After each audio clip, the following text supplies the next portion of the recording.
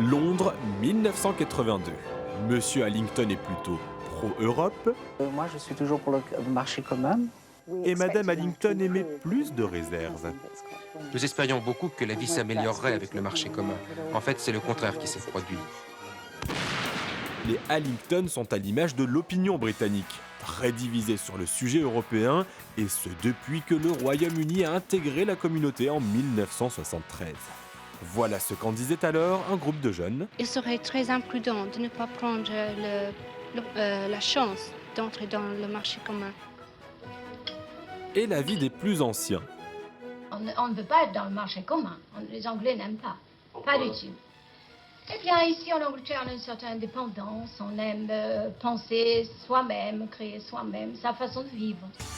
En 1975, 2 ans après l'adhésion, les travaillistes succèdent aux conservateurs au pouvoir. À peine installés, ils organisent un référendum. 67% de la population vote en faveur du maintien dans la communauté européenne, 32% contre. La ville de Bradford a été le théâtre d'affrontements, certes modérés, entre partisans du oui et du non. En 1989, les élections européennes n'intéressent pas la population. Le taux de participation est de 38%. Il y a une île ici, il y a la Manche, et nous sommes à côté de l'Europe.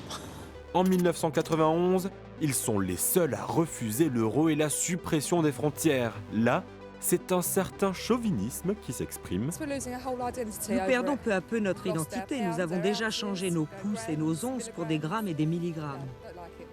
Et en 2012, ce n'est pas un vote, mais un sondage. 4 ans avant le Brexit, 56% de l'opinion se dit en faveur de la sortie de l'Union. L'Europe, en fait, ça ne fonctionne pas. Nous sommes les seuls à bien nous en sortir. Soumis au référendum en 2016, le Brexit est voté à 51,9%. It is our Independence Day. Et si le vote avait eu lieu à nouveau en janvier 2019 ? Le Brexit ne serait pas approuvé. 56% des Britanniques auraient choisi de rester dans l'Union.